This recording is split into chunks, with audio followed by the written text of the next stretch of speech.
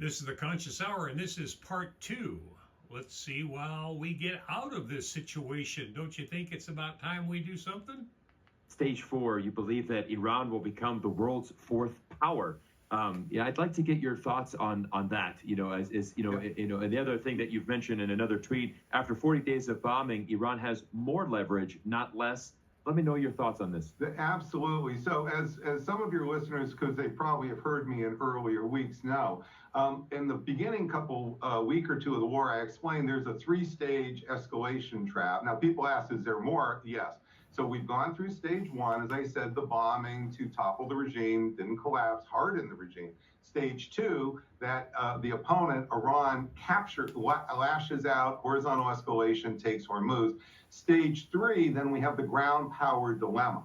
And that's when you saw, and I was predicting we would move Marines even before they moved. And then that's exactly what happened. But now, once you get into the ground power dilemma, notice it becomes right away clear that this is going to be very, very expensive, right? Now, it wasn't so clear when you started the bombing because you weren't really thinking about that. So as you get to now stage 3, the real issue starts to become, do you just pull out? Do you just back away? And what I'm explaining is, if you do that, and many people wanted this to happen, you don't just go back to Feb 27, the day before the bombing, because a new branch opens up. If you pull out now while Iran is in control of the Strait of Hormuz, effectively, then what you're going to do is you are seeing the branch which leads to Iran becoming the 4th center of world power.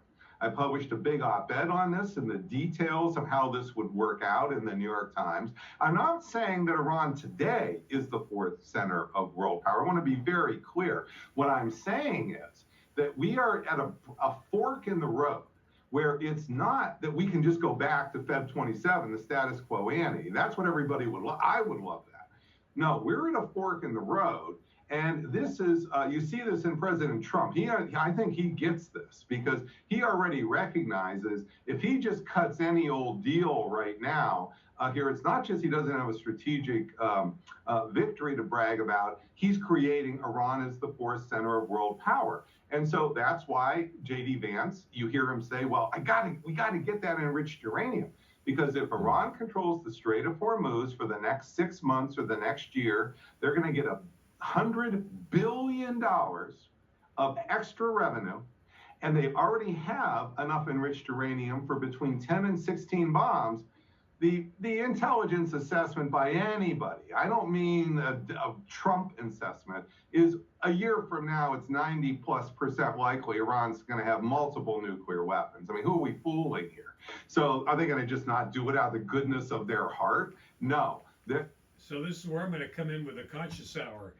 This thought process that Iran, they're trying to prevent Iran to have nuclear weapons, and they've got nuclear weapons and all this controversy, bullshit.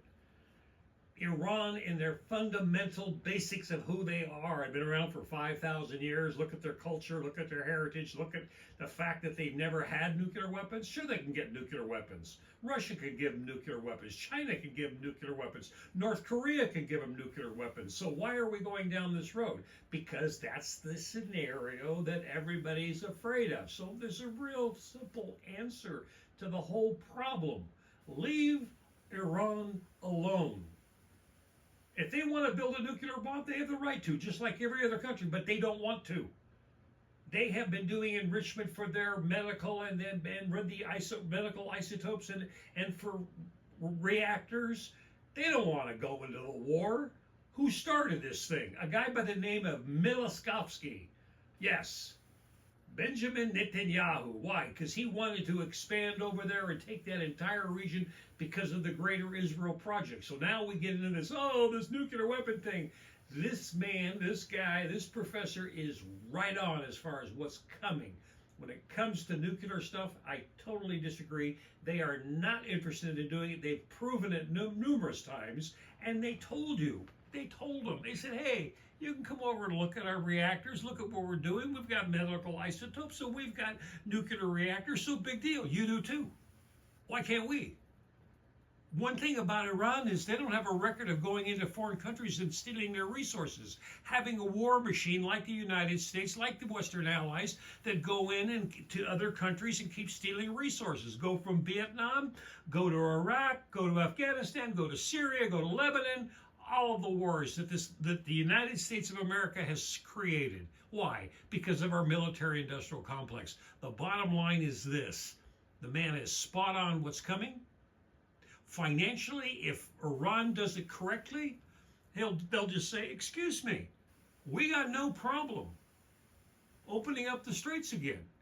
But you, Netanyahu, and these Western aggressors can't come after us, can't attack us, can't bomb us, and leave us, pardon the expression, the fuck alone. Let us build our relationships that they've already built, called BRICS, and they're already part of that new world order, and this Western little dog, this little bitch of a dog that wants to keep fighting, can settle down, sit down, get stroked, get happy, and leave the world for peace. It's real simple, folks. That's all we have to do. We have to stop this old, pardon me, fucking business model that has been detrimental to the development of the entire world. It's created separation and disease and suffering around the world. Don't you think it's about time we create heaven on earth? Don't you think it's about time we just sit down and put our military machines away? Turn them in, build them into something else. We don't need a military. What do we need a military for? We need a world order where every country can work in its own sovereign state and be neighbors and work together for the future. Because once you get rid of that military-industrial complex, you don't have any more wars. China's not interested in wars. They had to build up a whole military to fight this predatory Western aggression. They want to do one thing. They want to do the Belt Road Initiative. They want to go out and help other nations build. And that's what China has done for years and years and years. And yet these right-wingers or whatever, left-wingers too, oh, China's a threat. Ah, bullshit. If China was a threat, then why did we start buying products from them how many years ago? In the 60s, we were buying, I had my first radio was from China when I was in junior high school. My mom bought it, and Dad was commenting about, oh, Chinese. I went downstairs and showed him I brought the radio upstairs and said, look, Dad, it's made in China. Shut his mouth up, but look where we are today. This is 2026. This is the Conscious Hour. Thanks for tuning in, and spread this around, and let's do one thing. Let's get rid of this war economy. Let's build a global economy based on peace and mutual respect for all nations. Don't you think that's a great idea? Hit the like and share button, and let's rock and roll for a bright, bright future for all people in all countries, all sovereign countries. Everybody gets it. Everybody benefits. Hit the like and share button. Please donate to the 501c3.